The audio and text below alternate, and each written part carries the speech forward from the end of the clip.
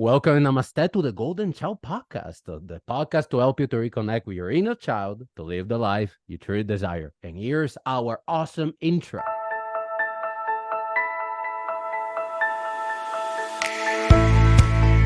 On 5. Welcome back, guys. Today we have Aren Bahia from Vancouver. Thank you so much for coming, really. Oh, my pleasure. Happy to do it. Thank you for having me. Why don't you introduce yourself to the audience, our viewers, listener, who you are? I really like the video that you sent to TED Talk that you want to become a speaker.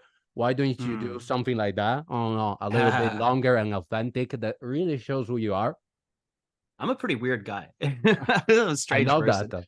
I've done a lot of weird stuff in my whole life. I'd say what I tell people is I'm an entrepreneur, I'm a speaker, I'm a coach.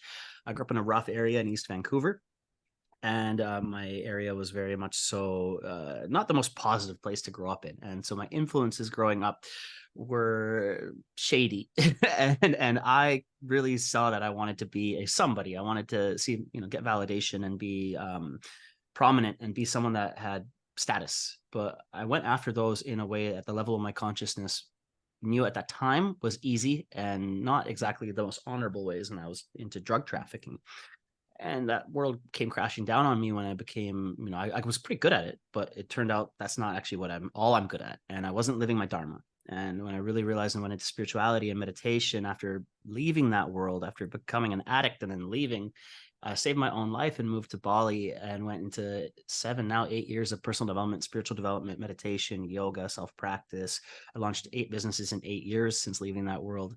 All of them have a karmic impact. They need to have some good that comes out of them because making money and just making money isn't enough. And I really learned that that's just not enough. It has to be something that is fulfilling, that has purpose, that's helping other people. That is living in truth and Dharma and producing good karma. And so one of my businesses is Karma House. It's a tattoo shop. I own a bunch of tattoo shops as well. And that was actually one of the catalysts was opening businesses that had a karmic impact. And for sure, yoga and meditation, those were the ways of actually living a life that was worth living. That was a big shift for me. And now I'm back in Vancouver, BC after 8 years and 7 years in Bali. I almost died twice out there. And I had a really bad motorcycle accident. I just had a surgery this week. My foot's in a boot. That's my 9th surgery in 2 years. And I learned a lot about recovery and resilience and gratitude. And it was one of the best things that ever happened to me to almost die and break both my legs, my pelvis, my elbow, my Achilles, my bladder. And the healing journey coming out of that was crazy. And I learned so much about life and the power of our self-practice and our mindset and how much that can get us through so much. It's an important thing to realize and develop. I remember when the accident happened. I don't know. It's amazing. I mean, like 2 years. And right now, finally, you're done with, surgeries and stuff. I'm so happy for you. Also, how did it go with the last surgery? The one that wasn't part of, with the stitches and the sword. The sword fight, black magic robbery. Do you want to share that one? Because I remember that you wanted to share in a podcast. Maybe this is the chance. There you go. I filmed it on mine yesterday, but absolutely. It was a crazy story. I broke up with my girlfriend at the time that morning. She was a half Italian, half Burmese, beautiful tantra teacher, and she's just Australian though. But she was very much so not the right relationship for me to be in. Very toxic, and I was head over heels in love. And this girl definitely was not the right. My friends had an intervention, and they're like, "You have to break up with her." Wow. I was like, my closest friends came there. We love you. This relationship's not for you. You have to break up with her. I was like, whoa, okay. If your friends, you have good enough friends to tell you that, you got to listen to them. So I was like, yeah, okay, you're right. You're right. I'm changing. It's not right for me. It's making me do weird things. And that night after I broke up, we still lived together. We had a little villa together. 2 guys broke into our house with ski masks and were robbing the place. And they robbed a couple houses in the area. My house had gotten robbed 3 months ago. They were targeting tourists in this little area. And so I woke up in the middle of the night, and I'm a black belt kickboxer. They robbed the wrong house. It was on. It was war. Yeah, I agree. I opened the door. I see 2 guys in ski masks. They open the door. I open the kitchen door, and they're there. 2 guys in ski masks. They see a 6'1" fully tattooed kickboxer in my fight shorts because I used to kickbox. I had my fight shorts. I slept in them. So one of them pulled out a sword. The other one jumped out the window. He's like, no, I'm not having any of this. The other guy jumped away. And I came in with a jab cross, and my jab connected with the sword. So you can see the scar on my knuckle. It's still healing right now. Sweet, Little scab sweet, there. refresh. Yeah, pretty fresh. So I just had the stitches. They did the surgery wrong. So I severed my knuckle tendon, punching a sword, beat the crap out of this guy, let him go. It was pretty bad. Let him go. And the whole process, I went to a 10-day Vipassana meditation retreat 9 days later. It was a heartbreak. Balinese people were saying there's black magic involved. I had to get clearings with healers and the breakup, and my hand was in a cast, and it was just the craziest, wildest story to be in a sword fight, black magic, robbery, and then go into a meditation retreat in silence, 100 hours of seated meditation over 10 days in your own head with all that.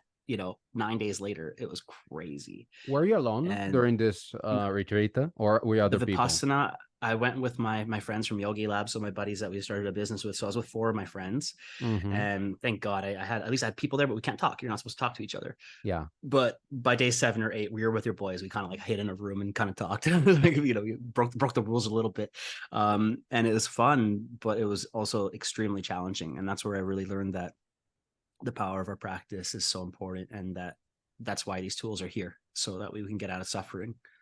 What silence taught you, especially during the retreat? Because I'm actually looking to do a Vipassana retreat, but like completely on solo. Okay. So I was actually curious, what taught you silence, clarity? I don't know.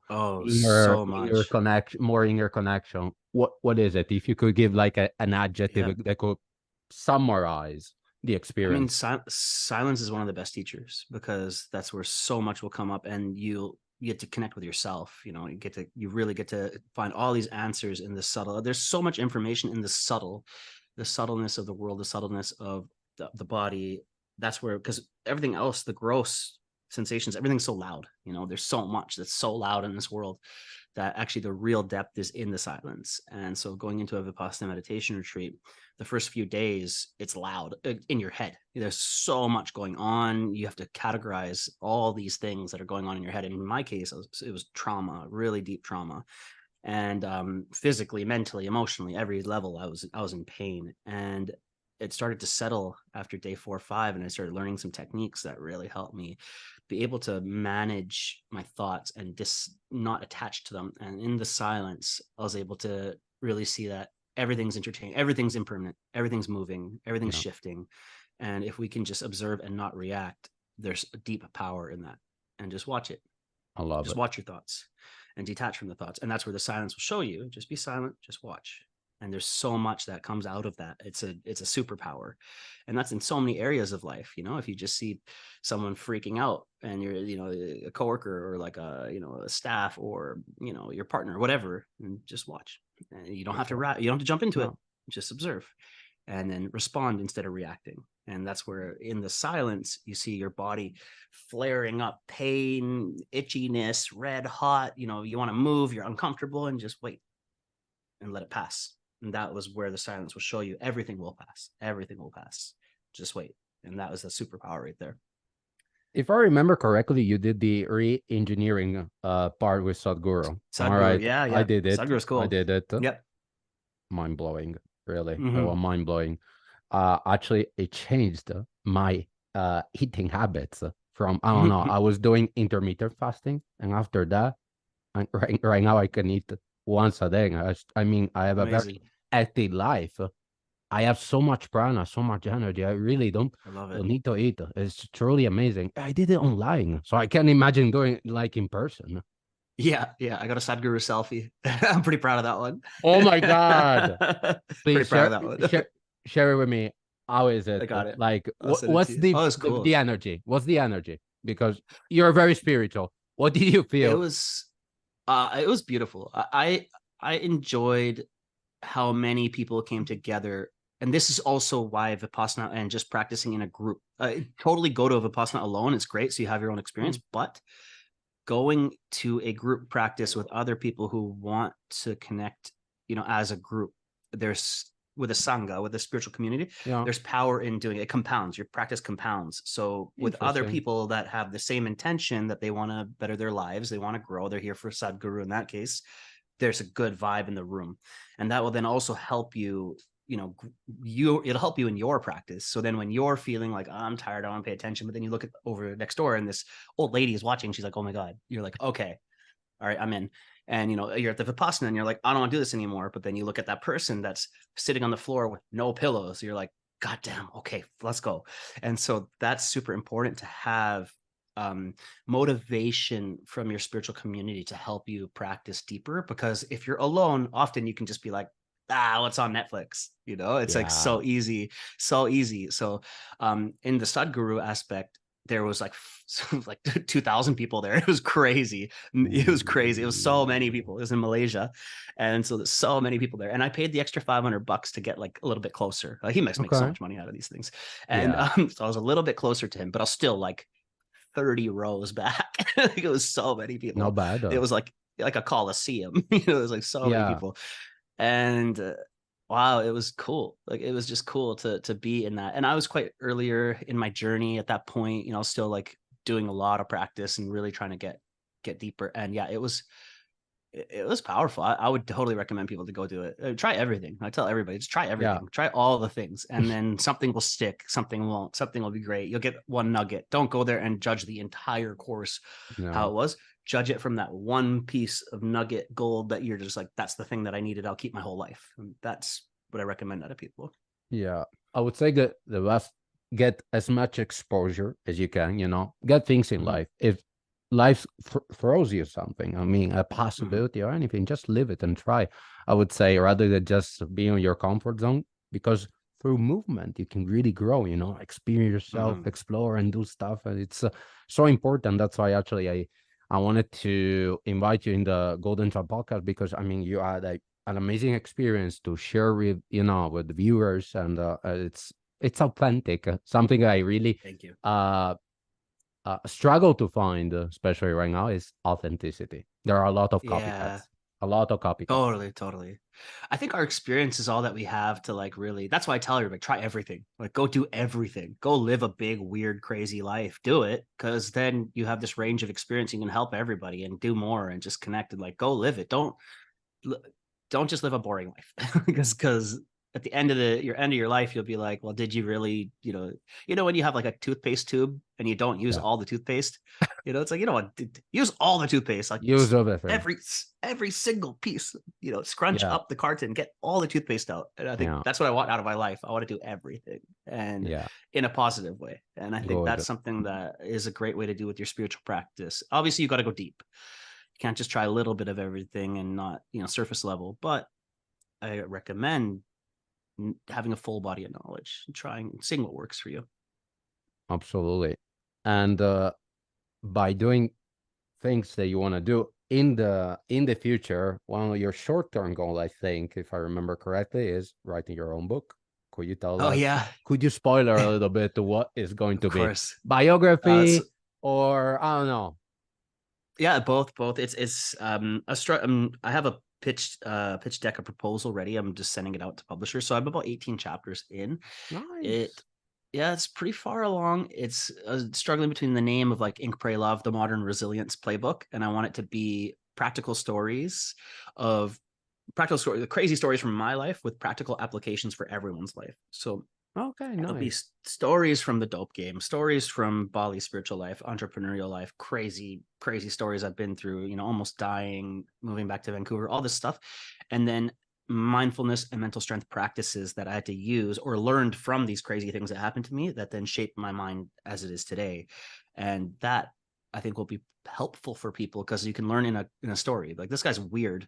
He's done weird stuff, but that makes sense. I can use that in my life. So I want the soccer moms to be able to use it. I want, the tech guys to use it. I want everybody to be like, cool story, bro. Also, that makes sense. I can use this in the boardroom, or I can use this, tomorrow when I have to talk to my parents, whatever, and I want that to be practical for everyone. So that's where the book's at. I'm trying to get it out there. I have so many projects on my plate right now, and so that's one of them. And I think that's going to be I hope it helps a lot of people, because I think it'll be a fun book to read. I can't wait to read it. I'm definitely going to Thank read you. it. I'm Thank more you. of an audiobook fan, so I really, really hope. Please record it on Of Audible, course, please, of please. course. I'll read it myself. I'm gonna go to our studio's lighthouse in Bali. We have a film Exactly. production audiobook studio in Bali, and I'll go perform it myself.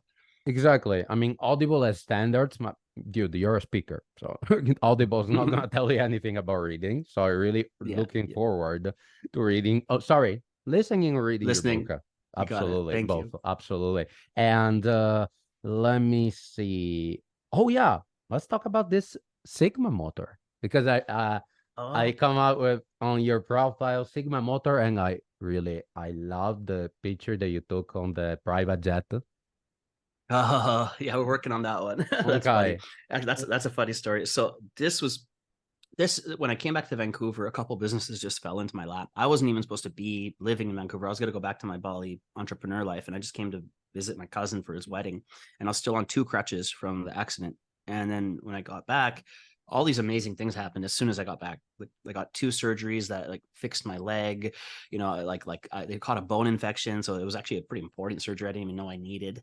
The tattoo shop, barber salon, Lotus House fell into my lap. Then Sigma Motors, I started a podcast. Sigma Motors was one of my friends from back in the day, had a luxury car rental business on the other side of Canada, but his business partner defrauded him and he lost a lot of money. And he said it was going successful until his business partner was actually a bad guy. And he's like, man, I want to do this business again. It's a fun business. It does well, but I need to work with people I can trust. And obviously he knows me from way back. He could trust me. And he's like, would you help me put this together? I'm like, well, I don't have mental space or time to like run another business, but I have the connections. This, and this is what I would do. And he's like, oh, that's actually exactly what I needed. Like, oh, perfect. So I just helped him get it going. And then with my network and knowledge of running businesses, I was able to have an equal share in the business, and launch a luxury car rental concierge and, transportation and lifestyle business. And my friends are running that. And I just help bring in connections and help with, marketing and getting it going. So now I get to drive supercars, very fun, and we'll get paid to drive them now. I'm like, great. Because when I came back to Vancouver, I was like, oh, I'm going to need a car. It's not like Bali. Everyone drives on scooters. Like, here, you're going to need a vehicle. And I was like, well, now I can get a McLaren if I want. Cool. So Wow. it was like, it really worked. But I manifested this. It was quite interesting, was when I was coming back to Vancouver and I didn't think I was going to be here, because I always felt this was my past. And I always felt that, oh, I'm going to be in the matrix. I'm going to be back in, where my past, where it was addiction and gang life and trauma and all this, I don't think it's for me. And when I got back here, my intention before coming, and I was flying back here and I was meditating on this, and I did sessions with, counselors before coming home, was I want to come back and just serve my friends and family and love them up and be an agent of love and positivity for this wedding and for my family, and to see everybody and just be love. That's all I'm going to do. I'm just going to get in, love everybody up, and leave. And that was my plan. That was it. That's all I'm going to do. I'm not going to take on any bullshit. I'm not going to come in and get into any of the family drama. None of that's touching me. I'm just going to come in. I'm going to be a Wi-Fi router of love. And that's it. Come in, love everybody up. How you doing? Love you. Here, you need something. Here's information I have. Love you. Bye. But then Nice. when I got here and I started doing that, the universe started responding to me and giving me things. So it's like, here's a business, here's a girlfriend, here's another business, here's a surgery, here's a podcast, here's connections, here's, go meet Aubrey Marcus. There's all these ding, ding, ding, ding, ding. And I was like, holy shit. And it was a clear testimony to intention before coming back. If you've anybody who's listening and you got to go see your family, or you got to go into a situation that's unfavorable, appearing unfavorable to you, switch your perspective around it to one of giving, and of your intention is of, I'll just show up and be loving, and just switch that right away. And then the universe sees your giving, it'll give to you. That was super cool. That really made sense. And then secondly was just, okay, be open and listen to what the universe is giving you. And it was clear I was meant to be here and I had work to do here. So I was needed. And I was like, oh, okay. What I've learned back in Bali, I can help here. And that Bali stage of my life, that chapter closed. Now it's this chapter to be an asset to the West. I was like, cool. Okay, I guess I'll just roll with this now. So that's how it all happened. For me, it reminds me of the superhero, The Arrow, the TV show. You No, should. who's that? Oh, it's a Who's this? DC. Yeah, who's this? It's a DC program. Mm, So the Arrow. Okay, so okay. basically this guy has been, it was had a hectic life, and then stranded on an island, and he became like a super strong, amazingly good with the arrow, and then he came back to Mhm. the city to protect the city from the bad people. Kind of like Batman, but I would say a little bit cooler. So like kind of Cool. Oh, reminds you of no you. way. You came there, to the island, and then you go Yeah, back, yeah, yeah. helping the city in the hood. I don't know. It's super nice. I like It's that. so So funny you say that because I keep saying like Vancouver needs a Batman because the drug problem here and the homeless problem here is the worst in the world. It's no, I would crazy. have never said that Why? really, because Why? here, like in Wild. Italy, we have like an idea of Canada as the perfect Mhm, perfect place. Also, Vancouver is considered one of the highest, I don't know, place in terms of mhm. quality of life and stuff. Yeah. You would never think about that. Oh, it's wild. So I'm in Cole Harbor right now. It's like a nicer end of downtown Vancouver. This is like one of the luxury end of downtown Vancouver. But if you drive 1 kilometer on the same Yeah, street, you're in the worst open air drug market on the planet. People are no, smoking completely. heroin on the street. It's just crazy. It's so intense. And I originally came here and I was like, this is so much worse than when I left. And Wow. there's an attribute to, wow, that environment is horrible. And how does our mindset let us affect our environment? When I first came back, I was angry. I was like, we can't let this happen to our city. Like, this can't be how bad things are. We got to do something about it. We need a Batman. I was like, really, Yeah, like, or the we need somebody arrow. to do something about this. Yeah, yeah, exactly. Or the arrow. Yeah, Like, or the somebody has to arrow. do something about it. And then I found some mentors now that I've been back here because it's really important, no Hmm. matter where you are in life, to find somebody who knows more than you. Yeah, And I found a mentor, and he was a police officer named Cal Desange. 20 years of experience. He's like a Batman. He's so muscular and big, and he's jacked, and he started a foundation called Kids Play, and they're helping kids that are at risk of gang violence and addiction, and helping them have after school programs so they can have yeah. positive role models in their life. And I was like, cool, okay. I never thought I'd be working with the police, but I'm like helping his foundation now, and I'm a speaker for his foundation, and that's cool, and I really value his mindset. And I asked him because he works in that area, the worst area in downtown, and I'm like, how do you deal with all this? He's like, this is the ground zero for compassion. And I was like, whoa, okay, around all these drug addicts, around all these homeless people, instead of being angry about it, he's finding a deeper level of compassion. I was like, that's incredible. And it shifted my mindset around it. So now when I drive through that area, I drive through it every day to get to my new business, the tattoo shop. Hmm. I try to practice compassion instead of just being like, get the fuck out of my way, you crackhead. Instead, I'm Yeah, like, yeah. I hope you find your way. Bless you on your journey. And that's my practice now. I'm driving and I see somebody else on crutches, or I see somebody else that's like hurting, and I just send them a prayer instead now. And that made me way happier. And it was that same thing of coming back to Vancouver and being like, I'm just gonna help people. I'm just gonna love people, and putting out that energy. It benefits me massively. And I'm like, oh, that's how it works. That's cool. Okay, this is a good way to operate and live. Where are you in Italy? Trieste. So it's a small city near Slovenia and Croatia. Oh, I don't know wow, if you ever cool. heard of it. It's like, I don't know, 2 hours from Venice.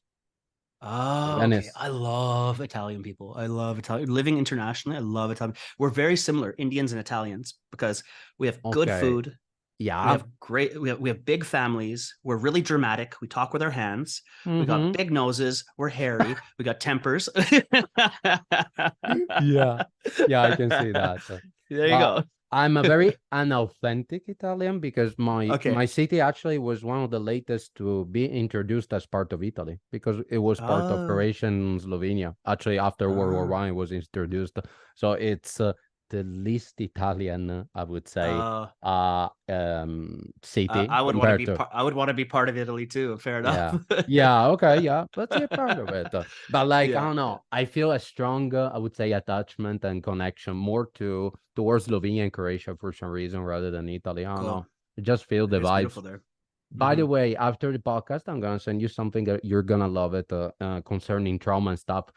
Do you Okay. know Gabor Mate? Have Hmm. you ever heard of him? I was messaging him to have him on my podcast. He was too busy Oh this my year. goodness! I was Yeah, gonna tell yeah, you that you should invite him because he's yeah, he's yeah. He's in amazing. Vancouver. No He's way. incredible. Yeah, he's in Vancouver. He's from Vancouver, right? That's No, I where he didn't did know. most of his body of work. It was based in the downtown east side of Vancouver. So anybody who doesn't know, Gabor Mate is one of the leading foremost authorities in addiction, and he's a psychologist, doctor, MD, super powerful human. And his book, The Realm of Hungry Ghosts, is like a textbook on addiction and why we do certain drugs. And I was Yeah. an addict, and I listened to that book, Audible, of course, and it showcased why people do certain drugs. And it really made me really highlight, okay, well, I was into opiates. That was the thing, because Mm-hmm. I get it now, is that's the one that's associated with wanting a deeper love, and it's usually paternal or maternal. So if you didn't get enough hugs, from your dad or whatever, You opiates go are for kind of that. like they fire off those synapses in your brain and give you those happy chemicals, those dopamine hits of like self-love, of love Yeah. from parental. And I was like, oh, okay, cocaine and stimulants is usually if you didn't get enough attention. It's like, No. oh, okay, because you want to be wired, and then you have the attention on those. Mine is I just want to feel loved, and it's like, oh, okay. When we understand why we do things, and everybody has addictive patterns in their life, some way or another: Yeah. food, TV, shopping, whatever. Yeah. If you can understand what you're trying to solve there and what you really need, and then be able to give it to yourself, that's the ticket. That makes sense. That's how you can like re-engineer, Sadhguru vibes, your own happiness out of addiction into empowerment. And no, I'm actually reading The Myth of Normal and watching the documentary The Wisdom of Trauma. So if you didn't Okay, see The Wisdom of Trauma, cool, masterpiece. Masterpiece. amazing. Really, really good documentary. So also, for those who don't know, Aren is amazing work. So he has Lotus House, Conscious Tattoo, Karma House, you of course. There's Lighthouse, Yogi Lab, Istana. Have I missed something? Oh, There is Istana's my buddy Dave's project. So okay, Istana, that was our headquarters for okay, 4 years. It still is for Yogi Lab. I just moved back out this way, but Istana is a luxury meditation retreat and biohacking center. My good close friend and business partner David, you got to have him on the podcast. He's amazing. I don't think he's doing many appearances anymore, but he's on a mission. If you want to do Vipassana, convince him yeah, to yeah, come. yeah, yeah, you should do his Vipassana course. So every month from the 11th to 22nd, there's a free online Vipassana meditation course taught by Yogi Lab. They've Okay, helped, guys. I think upwards of 250,000 now or something meditators meditate for free. So it's like the Vipassana by the Goenka course, in the sense it's a 10-day Vipassana course, except it's different because it's modernized for it to be online and accessible to everyone for Of free. course. So anyone anywhere can do this course. His way of teaching is so contemporary and intelligent that it's powerful. He's an incredible meditation teacher. So I recommend everyone check out Meditation Dave on Instagram and do one of his courses. It'll change your life. It's free. And let me ask you something. Among all the businesses told you, among all the things that you're doing, which one gives you the highest level of joy? Oh, my coaching practice. Yeah, definitely. My I coaching. knew it. Now I'm really like, yeah, the brick and mortar businesses were a means to an end in the sense that they were fun. I like building businesses. I like launching. I don't like managing businesses. That's just not my like personality type. So I like to partner with people who are very analytical. I'm a creative.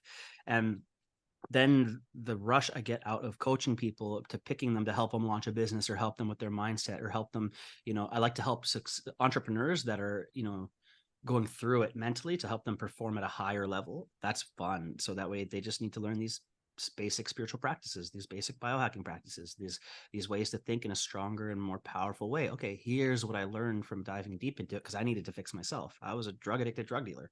I had to go damn deep in order to be a normal human and then be able to be a high output human. And these are the ways I did it. And when I give them these practices and see them light up and then become better speakers, intellectuals, like articulate, magnetizing opportunities in their lives. That's me winning. I get off on that, and so I love it when they win. I'm stoked, and that's been the funnest way because I'm able to impact more people then and create deeper, better leaders it's better than just like people get their tattoo, they're happy, they leave. That's cool. Like it's fun. That's an easy Yeah. business to have. It's not like I'm a dentist. People come, they're happy. They're happy when they come to you, and they're happy when they leave. Great business, super fun. They see me internationally. They're like, "You're the tattoo guy." I'm like, "Great." I don't even tattoo, but they just know me as the tattoo guy. Great. But the coaching business is the funnest. It's the funnest one. And let me ask you about the coaching business. I really like that you're actually going to different high school and actually giving, some speech to students, especially in Vancouver, if I remember correctly. When did you start doing, and what is I would say the thing that you learned from this experience, and what did you notice that is lacking, or maybe not lacking, they did not yet realize, these kids in this new generation of. Oh yeah. Yeah, that's been fun just to be able to speak at high schools, because those are kids just like me, like inner city kids. They're listening to a bunch of rap music, and they're idolizing YouTubers and TikTokers now, and they just want a Lamborghini at 19 years old. They just want to be rich, and that's hard to get. So the easy thing to do is sell drugs or crime or whatever, and it's just like that's something that I want to be able to help them with, because they can throw their lives away really easily. And the gang problem here in Vancouver is massive. And so there's Wow. kids that are being contracted out to do gang hits at 14 or 15 years old, pressured by older guys. And this is a real problem. This is why I really wanted to jump into this, because I came back, and one of my friends, I saw her when I was looking out front of my shop. She was actually an Instagram follower. I never met her in person, but we were Instagram friends. So I'm like, cool. Okay. I love making random Instagram friends. And she saw me looking at Lotus House, the new business, and we were looking at what we're going to do in the front. We just got the lease papers. We're just like literally out front of the shop, signed the paperwork. She goes, "Hey, Aren." And I'm like, "You," because I forgot her name. "You." And then I remembered, oh yeah, Jasmine, that's her Instagram. Okay. And she goes, "She's a prison guard." And it blew me away, because she's like, very beautiful, young, and she's a prison guard. I'm like, okay, she works in the youth detention. And I was like, "Oh, youth detention. How is it there?" She's like, "Yeah, there's actually a lot of young brown kids, a lot of Indian kids there, and they're in there for murder." I'm like, "What?" "Yeah, 14, 15-year-old kids are in here for murder, because they get pressured by older guys to go do a gang hit, and because they're youth, they won't get life sentence or anything. They'll get youth charges, but they ruin their lives this way too." I'm like, "That's not cool." Like that No, just struck a bell for me. I'm like, no, that's not that's that's too horrible. much. That's too far. What can I do? And then I talked to Cal and these guys. I could go speak at schools. I'm like, well, that's fun, because the kids will actually listen to me, because I'm coming up, pull up in a supercar with tattoos all over me. They're like, okay, they'll listen. They see the flashiness. They're like, okay, they'll listen. I'm not just some nerdy guy. I'm not like their teachers, coming No, and they see every not at day, all. exactly. So that was like, okay, they'll listen. And then I tell my story. And then they're like, okay, wow, they can see you can be a heart-centered entrepreneur and live a great life. That you can be worldly, you can be intelligent, you can study yourself, develop yourself. Like that's a better path. And so I always get these kids that'll message me after, like, "You changed my life. You showed me a completely new way of living, and the path of development, spiritual development and personal development, and then also business. Like you can do other things. You don't have to, work at McDonald's your whole life. It doesn't work that way. So there's more out there, right?" So that's been fun to be able to showcase them that there's more out there than what you think. Yeah, I totally agree, and thank you for sharing this Of wonderful course. story with us. I just wanted to ask you, I would say, two more questions. Mm-hmm. One is definitely the one about your Guruji. So it was actually one of your podcasts, and it said the mind should not be mastered, but should be mastered. Okay. And then he also emphasized the awakening of Kundalini Shakti, the potent energy residing within our bodies. And let me ask you this: can individual independently teach their body emotionally what it feels like to become master of their own destinies by tapping into their inner teacher, their golden child? Mm. All I could say was probably like alone, but I don't. I think getting a teacher, finding ancient traditions, ancient wisdoms, and getting shown the way. This is just the way I've done it. Was find Yeah, someone smarter sure. than you. Yeah, find someone smarter than you. Find someone who's done it that Yeah. you can see and trust, that has walked the path, and then you have to walk the path yourself. So absolutely, you do it yourself.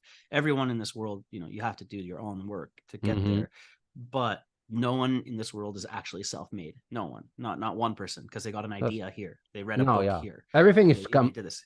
is coming from someone or somewhere. Exactly. So Uh, we definitely need to build.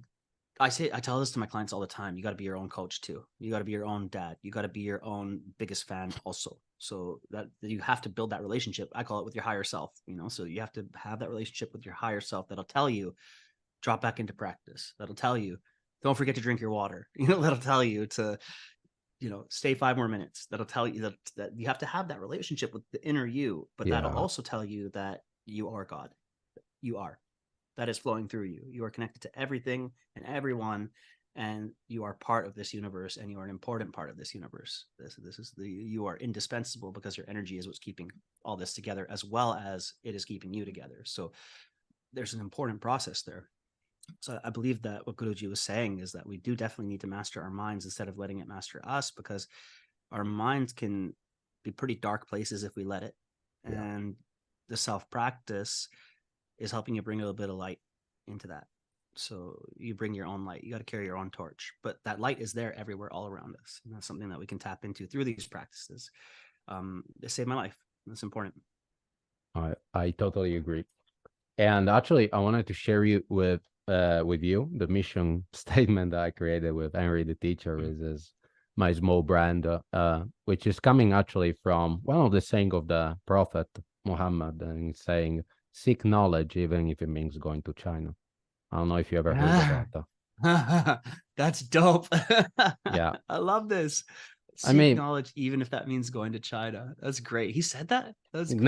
no, it's probably fake. It's probably fake. He never Probably. said that because there was no historical There's no China reference of then. China. Yeah. Yeah, It was it's not a just a China then. metaphor. It's just a metaphor. Yeah. I would say that.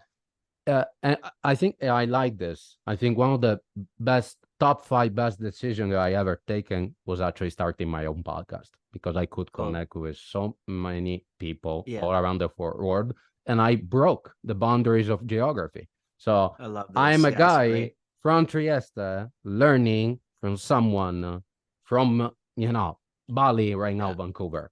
Yeah, It is absolutely. I love possible. that. The And internet's an incredible place. It brought us all together. You want to hear my favorite quote from Islam? I'm not Muslim, but I love this one go quote. for it. Go for it. Go for it. It's extremely practical. So it's not like a super spiritual one. It's just extremely practical. It says, "Trust in Allah, but tether your camel." And I Oh just like yeah, that, yeah. because I'm always like, lock your doors, or like put your keys in your pocket, or like do the thing, because like you're gonna lose your shit. Like, make sure that you like take care of your stuff, tether your camel. And I love that, because Always. I'm always like, oh yeah, the universe is a benevolent and friendly thing, but take care of your stuff, bro. And I always remember that one, and I just love it, because Always. I'm always like, tether your camel. And I was like, oh yeah, tether your camel. And I just love that, because it's so ridiculous, because where's my camel? But like, that's my camel. And so I like that Exactly. one. It's good. It's a good one. No, I think it's important because when you're working with spiritual people, they tend to lose, the lower chakras, the heart chakra, the water chakra, and they're very, very high, I don't know, in the third chakra, the seventh chakra, and they lose the connection with the word. But it's so important to master the inner world, the outer world. They have to be connected. Otherwise, no camel, Absolutely. no fun. Absolutely. Yeah. Yeah. And Exactly. let me ask you the final question, which is actually my favorite. What would you say to your inner child if it was standing right beside you? And what would he say to you? Mm. I'd say to him that all the pain and the suffering and the hurt that you're going to go through is going to be worth it. It's going to make you who you are. It's going to be worth it. So every time that you're sad and you're hurting and that you feel the world is happening to you and you're upset, just know that it's for a reason, and it's going to help you be a better human later. So love it. And what he'd say to me would be, why the fuck do you have so many tattoos? Nice. We can be so serious all the time. I love it. What happened to you, bro? Why so many tattoos? Yeah, why would And the happen? stitches. And the stitches also. Yeah. What happened? What happened to you? What And the happened to stitches. you?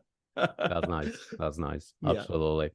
Aren, thank you so much for coming to the Golden Child podcast. Really a super authentic human being with amazing stories. And for the viewers and listeners, follow him on Instagram, the Ink Pray Love podcast that you can find on YouTube, Spotify, iTunes, wherever. Really, just Google it. You can find I don't know, wherever you want. Thank you so much, Aren, and thank you so much for tuning in this fantastic episode. Have a wonderful day. Namaste. My pleasure. Thank you, everybody. Arrivederci. Cool.